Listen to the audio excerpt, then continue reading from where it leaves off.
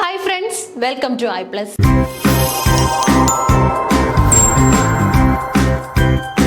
ഇന്നത്തെ ക്ലാസ്സിൽ നമ്മൾ ഡിസ്കസ് ചെയ്യാനായിട്ട് പോകുന്നത് സെറ്റ് ഇംഗ്ലീഷിന്റെ പ്രീവിയസ് ഇയർ ക്വസ്റ്റ്യൻസ് ആണ്. ഓക്കെ, അപ്പോൾ 20 ക്വസ്റ്റ്യൻസ് ഓൾറെഡി നമ്മൾ ചെയ്ത് കഴിഞ്ഞായിരുന്നു. അതായത് സെറ്റ് ഇംഗ്ലീഷ് ജനുവരിയിലെ ക്വസ്റ്റ്യൻ പേപ്പർ ആണ് നമ്മൾ ഡിസ്കസ് ചെയ്തുകൊണ്ടിരിക്കുന്നത്. ജനുവരി 2025 20 ചോദ്യങ്ങൾ കംപ്ലീറ്റ് ആണ്. അതിന്റെ എക്സ്പ്ലനേഷൻ അടക്കം നമ്മൾ പഠിച്ചിട്ടുണ്ട്. 21ാമത്തെ ചോദ്യം ഏതാണെന്നാണ് നമ്മൾ നോക്കാനായിട്ട് പോകുന്നത്. ഇനി അതുപോലെ തന്നെ ക്വസ്റ്റ്യൻസ് ഡിസ്കസ് ചെയ്യുമ്പോൾ ഞാൻ എപ്പോഴും പറയാറുണ്ട്, നിങ്ങൾ എല്ലാ ഓപ്ഷൻസും ഒന്ന് ചെക്ക് ചെയ്ത് പോവുക. അടുത്ത പരീക്ഷയ്ക്ക് നമുക്ക് അടുത്ത ഓപ്ഷനുകളിൽ നിന്നായിരിക്കും ചോദ്യം വരുന്നത്. സോ ഓപ്ഷനുകളും കൂടെ ഒന്ന് പരിശോധിച്ചിട്ട് പോകുന്നതാണ് ഏറ്റവും നല്ലത്. കാരണം അതോടെ ഒന്ന് നോക്കി പോയി കഴിഞ്ഞാൽ നമ്മൾ ക്ലിയർ കട്ട് ആയിട്ട് ആ ക്വസ്റ്റ്യൻ മുഴുവൻ നോക്കി എന്ന് നമുക്ക് ഉറപ്പിക്കാനായിട്ട് സാധിക്കും. ഓക്കെ, അപ്പൊ 21ാമത്തെ ചോദ്യം നമുക്കൊന്ന് നോക്കാം. The Victorian called the prophet of modern society. അതായത് വിക്ടോറിയൻ കാലഘട്ടത്തിലെ ഏത് വ്യക്തിയാണ് പ്രൊഫറ്റ് ഓഫ് മോഡേൺ സൊസൈറ്റി എന്നുള്ള പേരിൽ അറിയപ്പെടുന്നത്? റസ്കിൻ, കാരൽ, മെക്കൗളി, അതുപോലെ തന്നെ നമ്മുടെ മാത്യു അർണോൾഡ്. നോക്കി, Victorian call the prophet of modern society. അതായത് മോഡേൺ സൊസൈറ്റിയുടെ പ്രൊഫറ്റ് എന്നറിയപ്പെടുന്ന വിക്ടോറിയൻ ആരാണെന്നാണ് ചോദ്യം. Ruskin, carol, മെക്കൗളി, Arnold. 4 പേരുടെ കാര്യങ്ങളാണ് നമുക്ക് ഓപ്ഷൻസിൽ പ്രൊവൈഡ് ചെയ്തിട്ടുള്ളത്. ശരി ഉത്തരം നമുക്ക് നോക്കാം. ഏതാണ് ശരി ഉത്തരം വരുന്നത്? റസ്കിൻ ആണ് അല്ലെ. Ruskin is known as the Victorian of modern society. Sorry, the prophet of modern society എന്ന ടൈറ്റിൽ വന്നിട്ടുള്ളത് റസ്കിൻ ആണ്. വിക്ടോറിയൻ എന്ന് വേണമെങ്കിൽ നമുക്ക് വിളിക്കാനായിട്ട് സാധിക്കും. The Victorian prophet of modern society എന്നും നമുക്ക് അഡ്രസ് ചെയ്യാനായിട്ട് പറ്റും. അപ്പോൾ പോപ്പുലർ ആയിട്ടുള്ള ഒരു റൈറ്റർ ആണ് റസ്കിൻ എന്ന് പറയുന്നത്. റസ്കിനും അതുപോലെ തന്നെ നമ്മുടെ ലോർഡ് മെക്കൗളി നമുക്ക് ഓപ്ഷനിലുണ്ട്. മെക്കൗളി മിനിറ്റ്സ് അടക്കം പോപ്പുലറൈസ് ചെയ്ത വ്യക്തിയാണ്. ഒപ്പം തന്നെ നമ്മുടെ കാരൽ ഓപ്ഷനിലുണ്ട്. അതുപോലെ തന്നെ മാത്യു അർണോൾഡിന്റെ പ്രത്യേകത എന്ന് പറയുന്നത് ഒരുപാട് നല്ല എസ്സേസും അതുപോലെ തന്നെ സ്റ്റോറീസും എസ്പെഷ്യലി പോംസ് ഒക്കെ നൽകിയിട്ടുള്ള ഒരു റൈറ്റർ ആണ്. ഓക്കെ, അപ്പൊ ആ കാര്യങ്ങൾ കൃത്യമായിട്ട് നോക്കുക. അപ്പൊ നമുക്ക് ശ്രദ്ധിക്കാം. എക്സ്പ്ലനേഷനിൽ റസ്കിനെ കുറിച്ച് പ്രൊവൈഡ് ചെയ്തിട്ടുണ്ട്. Ruskin is often considered as the prophet of modern society. Modern സൊസൈറ്റിയുടെ പ്രൊഫറ്റ് എന്നാണ് അറിയപ്പെടുന്നത്. John Ruskin was an English പോളിമാത്ത്. എല്ലാ ഫീൽഡുകളിലും നമുക്ക് ഈ ഒരു റൈറ്ററിനെ കാണാൻ സാധിക്കും. റൈറ്റർ ആണ്, ലെക്ചറർ ആണ്, ആർട്ട് ഹിസ്റ്റോറിയൻ ആണ്, ആർട്ട് ക്രിട്ടിക് ആണ്, ഒരു ഡ്രോട്സ്മാൻ ആയിട്ടും ഫിലാന്ത്രോപ്പിസ്റ്റ് ഓഫ് വിക്ടോറിയൻ എറ ആയിട്ടും ഒക്കെ നമുക്ക് വിശേഷിപ്പിക്കാൻ സാധിക്കുന്ന ഒരു വ്യക്തിത്വമാണ് ജോൺ റസ്കിൻ. ഓക്കെ, നല്ല ഒരുപാട് കോൺട്രിബ്യൂഷൻസ് നമുക്ക് റസ്കിൻ്റെതായിട്ട് മനസ്സിലാക്കാനുണ്ട്. അപ്പൊ Ruskin is called the Victorian prophet of modern society or the prophet of modern society. ഇനി അടുത്തതായിട്ട് നമുക്ക് ഓപ്ഷനിലുള്ളത് തോമസ് കാരൽ ആണ് അല്ലെ. നോക്കി, തോമസ് കാരൽ ഒരു സ്കോട്ടിഷ് എസ്സേയിസ്റ്റ് ആണ്, ഹിസ്റ്റോറിയൻ ആണ്, philosopher, leading writer of the Victorian era. Victorian എറയിലെ ഒരു ലീഡിംഗ് റൈറ്റർ ആയിട്ട് നമുക്ക് കൺസിഡർ ചെയ്യാൻ പറ്റും. And also he exerted a profound influence on the 19th century art, literature and philosophy. 19th centuryയിലെ ഏറ്റവും പോപ്പുലർ ആയിട്ടുള്ള ആർട്ട്, ലിറ്ററേച്ചർ, ഫിലോസഫി മേഖലകളിൽ തന്റേതായിട്ടുള്ള contributions നൽകാനായിട്ട് ഈ റൈറ്റർക്ക് സാധിച്ചിട്ടുണ്ട്. ഓക്കെ, അപ്പൊ നമ്മൾ ചെക്ക് ചെയ്തുകൊണ്ടിരിക്കുന്ന റൈറ്റേഴ്സിനെ നമ്മൾ കൃത്യമായിട്ട് മനസ്സിലാക്കണം. സോ വിക്ടോറിയൻ എറയിലെ പ്രോഫറ്റ് എന്ന് അറിയപ്പെടുന്നത് നമ്മുടെ ഫേമസ് റൈറ്റർ റസ്കിൻ ആണ്. ഇനി അതുപോലെ തന്നെ കാരൽ ഒരു സ്കോട്ടിഷ് എസ്സേയിസ്റ്റ് ആണ്. ഒരുപാട് നല്ല കോൺട്രിബ്യൂഷൻസ് നൽകാനായിട്ട് കാരലിനും സാധിച്ചിട്ടുണ്ട്. അതാണ് കാരലിന്റെ പ്രത്യേകതകൾ എന്ന് പറയുന്നത്. ഇനി നമുക്ക് മെക്കൗളി ആയിരുന്നു ഓപ്ഷനിലുള്ളത്. നോക്കി, തോമസ് ബെബിംഗ്ടൺ മെക്കൗളി ഒരു ബ്രിട്ടീഷ് ഹിസ്റ്റോറിയൻ ആണ്, പോയറ്റ് ആണ്, അതുപോലെ തന്നെ വിഗ് പൊളിറ്റീഷ്യൻ ആയിരുന്നു. ഓക്കെ, ഇംഗ്ലണ്ടിലെ നമുക്ക് 2 പൊളിറ്റിക്കൽ പാർട്ടീസ് ആയിരുന്നു ഡോമിനേറ്റ് ചെയ്ത് നിന്നത്. ഒന്ന് വിഗ്സും മറ്റൊരെണ്ണം ടോറീസും ആയിരുന്നു. ഈ കൂട്ടത്തിലെ ഒരു വിഗ് പൊളിറ്റീഷ്യൻ ആയിരുന്നു നമ്മുടെ മെക്കൗളി. ഇനി നോക്കി, who served as the secretary at war between 1839 and 1841 and as the paymaster general between 1846 and 1848. He also played a substantial role in determining India's education policy. അതായത് ഇംഗ്ലീഷ് വിദ്യാഭ്യാസ നയങ്ങൾ ഇന്ത്യയിൽ കൊണ്ടുവന്നത് ആരാണ് എന്നുള്ള വളരെ ഇമ്പോർട്ടന്റ് ആയിട്ടുള്ള ഒരു ചോദ്യം നമ്മൾ PSC പരീക്ഷകൾക്കും കോമ്പറ്റേറ്റീവ് എക്സാമിനും ഒക്കെ കാണാറുണ്ട്. സോ അത്തരത്തിൽ ഇംഗ്ലീഷ് വിദ്യാഭ്യാസം നമ്മുടെ ഇന്ത്യയിൽ കൊണ്ടുവന്ന ഫേമസ് ആയിട്ടുള്ള ഇംഗ്ലീഷ് തിങ്കർ, പോളിമാത്ത് എന്നൊക്കെ നമുക്ക് വിശേഷിപ്പിക്കാൻ സാധിക്കുന്നത് മെക്കൗളിയാണ്. മെക്കൗളിയുടെ മെക്കൗളി മിനിറ്റ്സ് വളരെ പോപ്പുലർ ആണ്. ഇനി അതുപോലെ തന്നെ ഇംഗ്ലീഷ് എഡ്യൂക്കേഷൻ എഡ്യൂക്കേഷനെ കുറിച്ചും ഡൗൺ ഫിൽട്രേഷൻ തിയറിയെ കുറിച്ചും ഒക്കെ പറഞ്ഞിട്ടുണ്ട്. എങ്ങനെയാണ് നമുക്ക് വിദ്യാഭ്യാസം എല്ലാവരിലേക്കും എത്തിക്കാൻ സാധിക്കുന്നതെന്ന് ചോദിച്ചു കഴിഞ്ഞാൽ ഡൗൺ ഫിൽട്രേഷൻ തിയറിയിലൂടെയാണ്. നമുക്ക് ടോപ്പർ ക്ലാസ്സുകൾക്ക് എഡ്യൂക്കേഷൻ കൊടുത്തു കഴിഞ്ഞാൽ അത് ഓരോ ലെവലുകളിലേക്കും നമുക്ക് കൊണ്ടുവരാനായിട്ട് സാധിക്കും. അങ്ങനെ എല്ലാവർക്കും വിദ്യാഭ്യാസം ലഭിക്കും. ഇനി അതുപോലെ തന്നെ നമുക്കറിയാം മെക്കൗളി അടക്കമുള്ള ഇങ്ങനത്തെ ബ്രിട്ടീഷ് ഹിസ്റ്റോറിയൻസ് ഇന്ത്യയിൽ നിന്നും ഏറ്റവും മികച്ച ക്ലറിക്കൽ ജോലികളും കാര്യങ്ങളും ചെയ്യാനായിട്ടുള്ള ആൾക്കാരെ റിക്രൂട്ട് ചെയ്യുന്നതിന് വേണ്ടിയാണ് ഇംഗ്ലീഷ് എഡ്യൂക്കേഷൻ പ്രൊവൈഡ് ചെയ്തത്. മാത്യു അർണോൾഡിനെ കുറിച്ച് പറയാനാണെങ്കിൽ ഒരു ഇംഗ്ലീഷ് പോയറ്റ് ആണ്, അതുപോലെ തന്നെ കൾച്ചറൽ ക്രിട്ടിക് ആണ്. He was the son of Thomas Arnold, the head master of Rugby school and brother of Tom Arnold, literary professor and William Delafield Arnold, novelist and colonial administrator. എപ്പോഴും പഠിക്കുമ്പോൾ complete ആയിട്ട് പഠിക്കുക. Okay, അതായത് പുതിയ ചോദ്യത്തിലേക്ക് പോകുന്നതിന് മുന്നേ നമുക്ക് നമ്മുടെ മുന്നിലുള്ള ചോദ്യത്തിന്റെ എല്ലാ കാര്യങ്ങളും ഡിസ്കസ് ചെയ്ത് തന്നെ പഠിക്കുക കേട്ടോ. ഇപ്പം ഏത് വിക്ടോറിയൻ റൈറ്റർ ആണ് പ്രൊഫക്റ്റ് ഓഫ് മോഡേൺ സൊസൈറ്റി എന്ന് ചോദിച്ചു കഴിഞ്ഞാൽ ഇനി ഒരിക്കലും നിങ്ങൾ മറക്കാത്ത രീതിയിൽ വേണം അത് പഠിച്ചിട്ട് പോകാൻ. റസ്കിൻ. ഇനി അതേപോലെ തന്നെ നമുക്ക് ഈ ഓപ്ഷനുകളിൽ നിന്നും ഒരുപാട് സാധ്യതകളാണ്. അതായത് ഈ കാരലും മെക്കൗളി അർണോൾഡും ഒക്കെ ഇനി ചോദ്യമാകാൻ സാധ്യതയുള്ള റൈറ്റേഴ്സ് ആണ്, തിങ്കേഴ്സ് ആണ്. സോ അവരെ കുറിച്ചും ചെറിയ രീതിയിലെങ്കിലും ഒന്ന് നോക്കിയിട്ട് വേണം പോകാനായിട്ട്. അങ്ങനെ ഒരു ക്വസ്റ്റ്യൻ നല്ല രീതിയിൽ കംപ്ലീറ്റ് ചെയ്യുക. ഓക്കെ, ഇനി നമുക്ക് 22ാമത്തെ ചോദ്യമാണ് അറിയേണ്ടത്. Using the expression crown for monarchy is an example of. Crown എന്നുള്ള വാക്ക് നമ്മൾ മൊണാർക്കിയെ സൂചിപ്പിക്കാനായിട്ടാണ് ഉപയോഗിക്കുന്നത്. ഹാൻഡ്സ് എന്നുള്ള വാക്ക് നമ്മൾ വർക്കേഴ്സിനെ, ലേബറേഴ്സിനെ കാണിക്കാനായിട്ട്, സൂചിപ്പിക്കാനായിട്ട് ഉപയോഗിക്കാറുണ്ട്. So crown is the expression for monarchy. Okay, മൊണാർക്കിക്ക് പകരം നമ്മൾ ഉപയോഗിക്കുന്ന ഒരു എക്സ്പ്രഷൻ ആണ്. ഇത് എന്തിനുള്ള ഉദാഹരണമാണ്? മെട്രോണമി, അതേപോലെ തന്നെ സിനഡോഷ്, ഐറണി, മെറ്റഫർ. ഇതിൽ ഏതിനുള്ള ഉദാഹരണമായിട്ടാണ് നമ്മൾ ക്രൗൺ എന്ന വാക്കിനെ സൂചിപ്പിക്കുന്നത്? ഇനി അങ്ങനെ നമ്മൾ ഉദാഹരണം മാത്രം നോക്കുമ്പോൾ നമ്മൾ കൃത്യമായിട്ട് ഇതൊക്കെ എന്താണ്, അതായത് ബാക്കി തന്നിട്ടുള്ള ടേംസ് എന്താണ്, അതിന്റെ ഒരു എക്സ്പ്ലനേഷൻ എന്താണെന്നും കൂടെ നോക്കാനായിട്ട് ശ്രമിക്കണം. അപ്പം ക്രൗൺ ഫോർ മൊണാർക്കി ഇത് എന്തിനുള്ള എക്സാമ്പിൾ ആണ്? മെട്രോണമി, സിനഡോഷ്, ഐറണി, മെറ്റഫർ. ഇത്തവണ പരീക്ഷ എഴുതിയവർക്ക് അതിന് ശരി ഉത്തരം കൊടുക്കാൻ പറ്റിയിട്ടുണ്ടാവും. ഇനി അടുത്ത എക്സാമിനായിട്ട് പ്രിപ്പയർ ചെയ്യുന്നവർക്ക് ഇപ്പൊ തന്നെ അതിന്റെ ആൻസർ പഠിച്ചു പോകാം. മെട്രോണമി ആണ് കേട്ടോ. മെട്രോണമിക്കുള്ള ഉദാഹരണമായിട്ടാണ് നമ്മൾ ഈ ഒരു പ്രയോഗത്തിനെ സൂചിപ്പിക്കുന്നത്. മൊണാർക്കി എന്ന വാക്ക് നമ്മൾ ഉപയോഗിക്കുന്നില്ല, പകരം ക്രൗൺ എന്ന് ഉപയോഗിക്കുന്നു. അപ്പൊ തന്നെ അണ്ടർസ്റ്റുഡ് ആണ്, ക്രൗൺ റെപ്രസെന്റ്സ് മൊണാർക്കി. അപ്പൊ മെട്രോണമി എന്ന് പറഞ്ഞാൽ a figure of speech in which a concept is referred to by the name of something closely associated with that thing or concept. ആ കോൺസെപ്റ്റുമായിട്ട് വളരെയധികം ശക്തമായ ബന്ധമുള്ള, വളരെ സ്ട്രോങ് റെഫറൻസ് ഉള്ള ഒന്നിനെയാണ് നമ്മൾ മെട്രോണമി എന്ന് പറയുന്നത്. ഫോർ എക്സാമ്പിൾ മൊണാർക്കിക്ക് പകരം ഉപയോഗിക്കാനായിട്ട് നമുക്കൊരു പ്രയോഗം മറ്റൊന്നില്ല അല്ലെ. ക്രൗൺ എന്നുള്ള പ്രയോഗമാണ് ഏറ്റവും അവിടെ അനുയോജ്യമായിട്ട് വരുന്നത്. It's an example for metonymy. Synodoshe and metonymy, they are both tropes that replace one word with another. While they are similar, they are distinctly different. അതായത് ഈ സിനഡോഷും മെട്രോണമിയും തമ്മിൽ നമ്മൾ പെട്ടെന്ന് നോക്കുമ്പോൾ ഒരു വ്യത്യാസം നമുക്ക് ഫീൽ ചെയ്യത്തില്ല. രണ്ടും സെയിം അല്ലേ എന്നുള്ള ഒരു മീനിങ് ആയിരിക്കും നമുക്ക് കിട്ടുന്നത്. Synecdoche is when you use a part of something to refer to whole. ഒരു ഹോളിനെ സൂചിപ്പിക്കാനായിട്ട് നമ്മളൊരു ഭാഗം ഉപയോഗിക്കുന്നതിനെയാണ് നമ്മൾ എന്തെന്ന് പറയുന്നത്? സിനഡോഷ് എന്ന് പറയുന്നത്. Or vice versa. While metonymy uses a closely related word to replace another word. അതായത് ഇപ്പൊ മെട്രോണമി എന്നാൽ നമ്മൾ എന്താണ് ക്രൗൺ, മൊണാർക്കിക്ക് പകരം ക്രൗൺ ഉപയോഗിച്ചു അല്ലെ, ക്രൗണിന് പകരം നമ്മൾ മൊണാർക്കി ഉപയോഗിക്കുന്നു.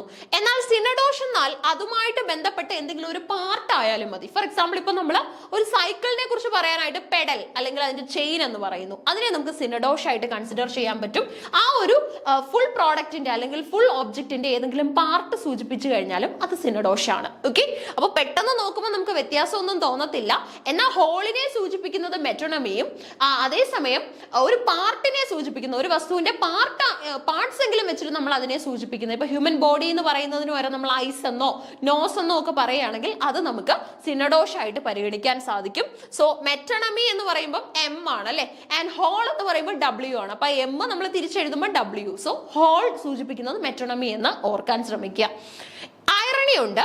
Irony occurs when events or words are the opposite of what is expected. അതായത് നമ്മൾ പ്രതീക്ഷിക്കുന്നതിന്റെ ഓപ്പോസിറ്റ് ആണെങ്കിൽ അതിനെ നമ്മൾ ഐറണി എന്ന് പറയും. Creating a sense of surprise, humor or deeper meaning in literature, rhetoric and everyday situation. ലിറ്ററേച്ചറിലും റെട്രിക്സിലും അതുപോലെ തന്നെ എവറിഡേ സിറ്റുവേഷനിലും ഒക്കെ തന്നെ നമുക്ക് ഐറോണിക്കൽ ആയിട്ടുള്ള ഒരുപാട് സാഹചര്യങ്ങൾ ഉണ്ടാവാറുണ്ട് അല്ലെ. നമ്മൾ വളരെ പ്രതീക്ഷയോടെ ചെയ്യുന്ന ചില കാര്യങ്ങൾ ആ പ്രതീക്ഷയ്ക്ക് അനുസരിച്ച് ഉയർന്നില്ലെങ്കിൽ അത് ഐറോണിക് ആണെന്ന് പറയാൻ സാധിക്കും.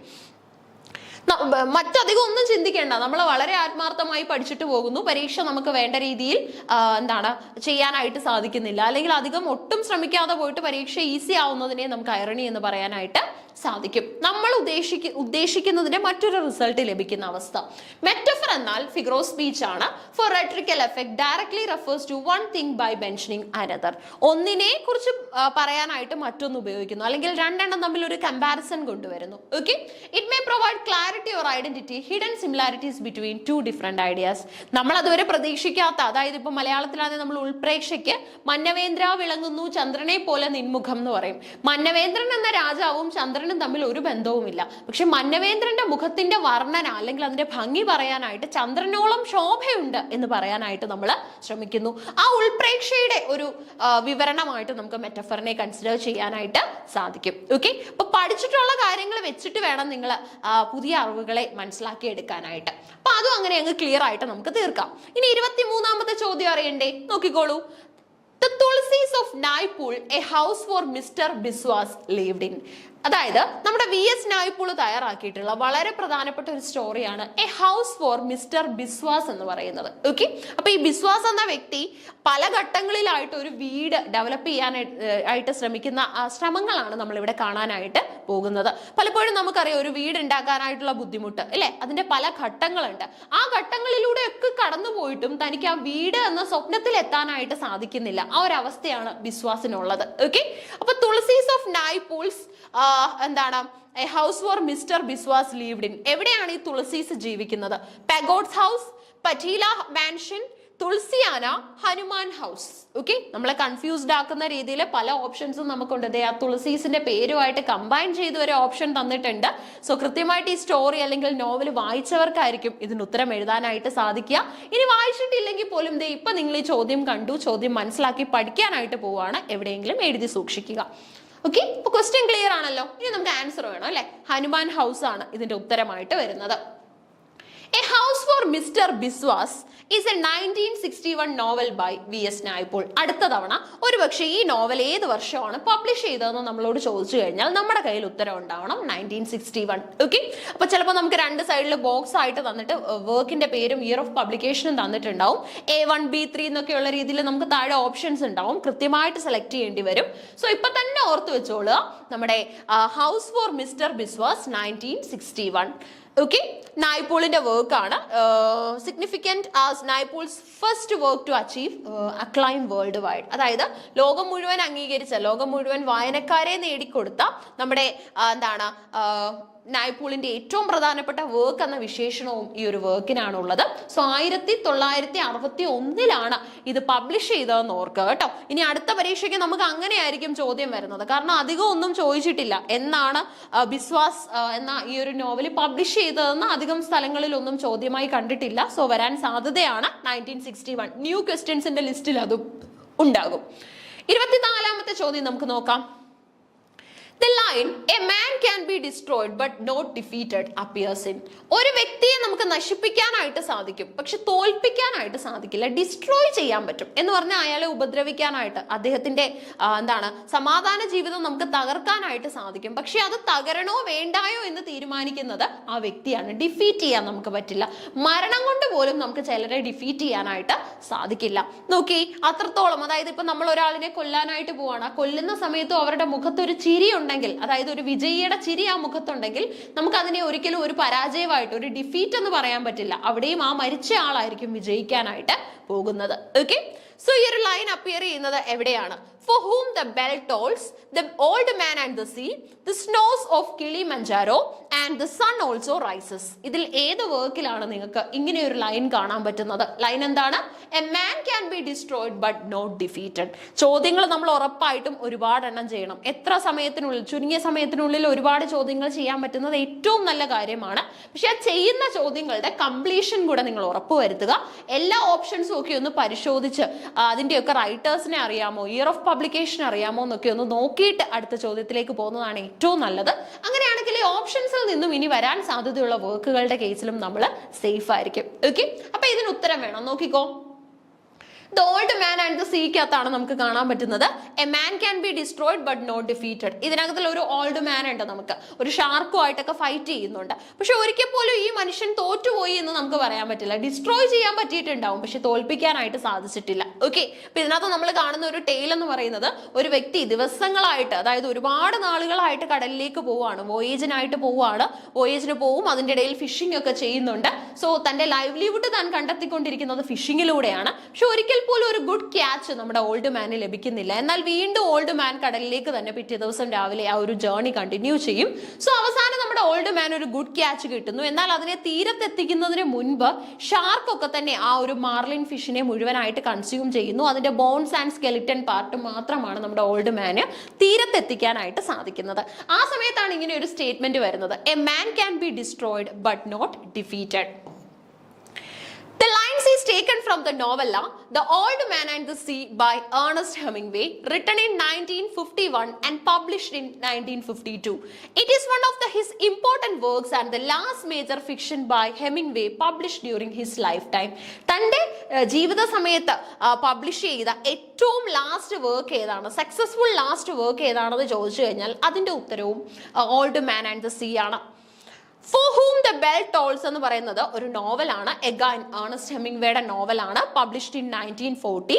It tells the story of Robert Jordan, a young American volunteer attached to a Republican guerrilla unit during the Spanish Civil War. Okay, അപ്പൊ സ്പാനിഷ് സിവിൽ വാർ നടക്കുന്ന സമയത്ത് ഒരു റിപ്പബ്ലിക്കൻ ഗൊറില്ല യൂണിറ്റിന്റെ ഭാഗമായിട്ട് ഒരു ആർമി പവർ പോലെ ഒരു ഐഡിയ ആണ്, അതുമായിട്ട് അറ്റാച്ച് ചെയ്തിട്ടുള്ള അല്ലെങ്കിൽ അതുമായിട്ട് ചേർന്ന് പ്രവർത്തിക്കേണ്ടി വന്ന ഒരു യങ് അമേരിക്കൻ വോളണ്ടിയർ ആയിട്ടുള്ള റോബർട്ട് ജോർഡന്റെ കഥ പറയുന്ന, റോബർട്ട് ജോർഡന്റെ ജീവിതാനുഭവങ്ങൾ പറയുന്ന ഫേമസ് ആയിട്ടുള്ള നോവലാണ് for whom the bell tolls. Okay, for whom the bell tolls. അപ്പൊ അത് ക്യാരക്ടറിന്റെ പേര് സിഗ്നിഫിക്കന്റ് ആണ്. റോബർട്ട് ജോർഡൻ എന്ന ക്യാരക്ടർ അപ്പിയർ ചെയ്യുന്ന വർക്ക് ഏതാണ്, നോവൽ ഏതാണെന്നൊക്കെ ചോദിച്ചു കഴിഞ്ഞാൽ നമ്മുടെ കൈവശം ഉത്തരം ഉണ്ടായിരിക്കണം. Okay, so as a dynamiter, he is assigned to blow up a bridge during an attack on the city of Segovia. വളരെ ഇമ്പോർട്ടന്റ് ആയിട്ടുള്ള ഐഡിയാസും അതുപോലെ തന്നെ വളരെ പ്രധാനപ്പെട്ട യുദ്ധങ്ങളും കാര്യങ്ങളും ഒക്കെ നമുക്ക് ഇവിടെ റിവീൽ ചെയ്തിരിക്കുന്നതും കാണാനായിട്ട് സാധിക്കും. ഇനി നോക്കി, ദി സ്നോസ് ഓഫ് കിളിമഞ്ചാരോ ഒരു ഷോർട്ട് സ്റ്റോറിയാണ്. അമേരിക്കൻ ഓതർ ആയിട്ടുള്ള ഏണസ്റ്റ് ഹെമിംഗ്വേയുടെ പ്രധാനപ്പെട്ട ഒരു സ്റ്റോറിയാണ്. Okay, so the snows of Kilimanjaro is a short story by American author Ernest Hemingway, published in August 1936. നമുക്കിവിടെ ഏറ്റവും പ്രധാനപ്പെട്ട കാര്യം എന്ന് പറയുന്നത് എന്നാണ് ഇത് പബ്ലിഷ് ചെയ്തതെന്നുള്ളതാണ്. പലപ്പോഴും നോവലും ഷോർട്ട് സ്റ്റോറിയും പബ്ലിഷ് ചെയ്ത വർഷം നമുക്ക് മാച്ചപ്പ് ആയിട്ട് പോലും ചോദിക്കാറുണ്ട്. Okay, so the snows of Kilimanjaro short സ്റ്റോറിയാണ്, എഗൈൻ ഹെമിംഗ്വേയുടെ ആണ്, പബ്ലിഷ് ചെയ്തത് 36ലാണ്. Okay, Esquire മാഗസിനിൽ.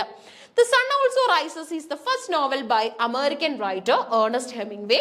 It portrays American and British expatriates who travel from Paris to the festival of San Fermin in Pamplona and watch the running of the bulls and the bullfights. As early modern novel, it received mixed reviews upon publication. അടുത്തത് നമ്മുടെ American writer ആയിട്ടുള്ള ഹെമിംഗ്വേയുടെ തന്നെ വർക്കാണ്. ഇതിനകത്ത് reveal ചെയ്യുന്ന idea എന്ന് പറയുന്നത് ഒരു ബ്രിട്ടീഷ് ആൻഡ് അമേരിക്കൻ എക്സ്പാട്രിയേറ്റ് സ്റ്റോറിയാണ്. Travelling from Paris to the festival of San Fermin in there and watches the running of the bulls and the bullfight. നമുക്കറിയാം ഈ ഉത്സവങ്ങളുമായിട്ട് ബേസ് ചെയ്ത് കൂടുതലായിട്ട് നമുക്കറിയാം നോർത്ത് ഇന്ത്യൻ ഏരിയകളിലൊക്കെ തന്നെ ഇതുപോലെ ആനിമൽസിനെ കൂടെ ഡിസ്പ്ലേ ചെയ്യുന്ന പലതരത്തിലുള്ള സെറമണീസും കാര്യങ്ങളും ഒക്കെ നടത്താറുണ്ട്. സോ അങ്ങനെയുള്ള ഒരു ഐഡിയ ആണ് ശരിക്കും ഏണസ്റ്റ് ഹെമിംഗ്വേ ഇവിടെ പ്രസന്റ് ചെയ്യുന്നത്. അപ്പൊ നോക്കി, ഓപ്ഷനകത്ത് തന്നിട്ടുള്ള 4 വർക്കുകളും ആരുടെ തന്നെയായിരുന്നു? ഏണസ്റ്റ് ഹെമിംഗ്വേയുടെ തന്നെയാണ്. നോക്കി, ഏണസ്റ്റ് ഹെമിംഗ്വേയുടെ വർക്ക് ആയിരുന്നു 4 എണ്ണവും നമുക്ക് ഓപ്ഷനിലുള്ളത്.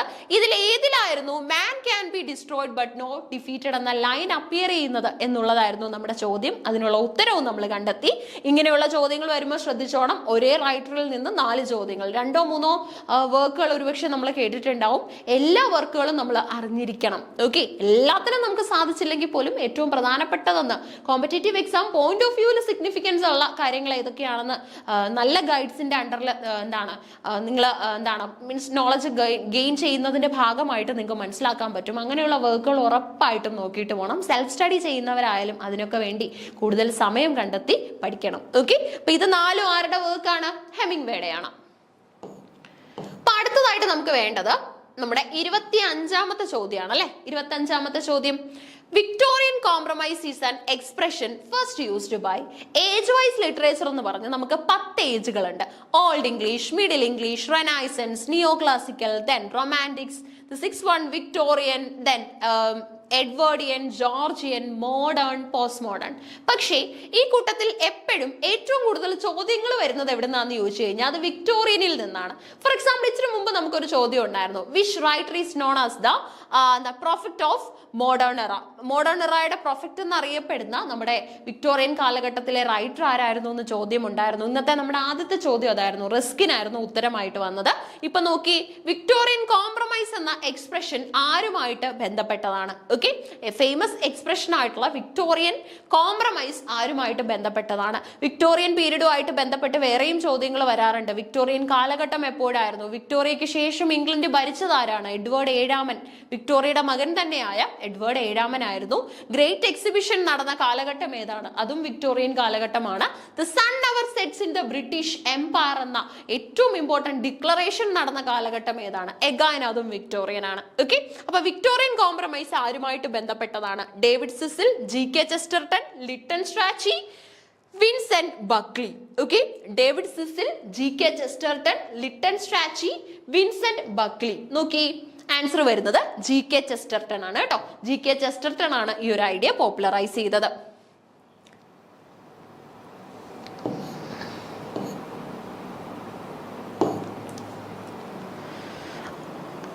ഈ ഒരു expression first used by David Cecil കേട്ടോ. ഡേവിഡ് സിസിൽ ആണ് ഇതിന്റെ ഉത്തരം വരുന്നത്. എ ആണ് നമുക്ക് ഉത്തരം വരുന്നത്, സിസിൽ. നോക്കിക്കോ, Victorian compromise is an expression first used by David Cecil. Lord Edward Christian David Gascoyne Cecil എന്നാണ് റൈറ്ററിന്റെ പേര് വരുന്നത്.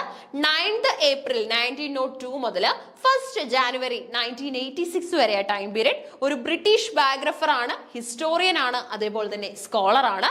He held the style of lord by courtesy as a younger son of a marquess. Okay, അപ്പൊ ശരിക്കും പറഞ്ഞാൽ Victorian compromise എന്ന് പറയുന്ന idea ആദ്യമായിട്ട് യൂസ് ചെയ്തതാണ്, ഈ എക്സ്പ്രഷൻ ആദ്യമായിട്ട് യൂസ് ചെയ്തത് ആരാണെന്ന് ചോദിച്ചു കഴിഞ്ഞാൽ സിസിലാണ് അതിന്റെ ഉത്തരം വരുന്നത്. ഡേവിഡ് സിസിൽ കേട്ടോ. കൃത്യമായിട്ട് അതിന്റെ ആൻസർ മാറ്റിക്കോണേ, സിസിലാണ് ഇതിന്റെ ഉത്തരം നമുക്ക് വരുന്നത്. Victorian compromise is an expression used by Cecil. സിസിലാണ്, ഡേവിഡ് സിസിലാണ് ഇതിന്റെ ഉത്തരമായിട്ട് നമുക്ക് വരുന്നത്.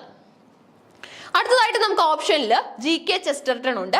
ഗിൽബർട്ട് കെയ്ത്ത് ചെസ്റ്റർട്ടൺ എന്നാണ് ഈ ഒരു റൈറ്ററിന്റെ full name. Gilbert Keith Chesterton was an English author, philosopher, Christian apologist and literary and art critic. Okay, റൈറ്ററിന്റെ പ്രത്യേകത നോക്കി, ഒരു ഇംഗ്ലീഷ് ഓതർ ആണ്, ഫിലോസഫർ ആണ്, അതുപോലെ തന്നെ ക്രിസ്ത്യൻ അപ്പോളജിസ്റ്റ് ആണ്, ലിറ്റററി ആൻഡ് ആർട്ട് ക്രിട്ടിക് ആണ്.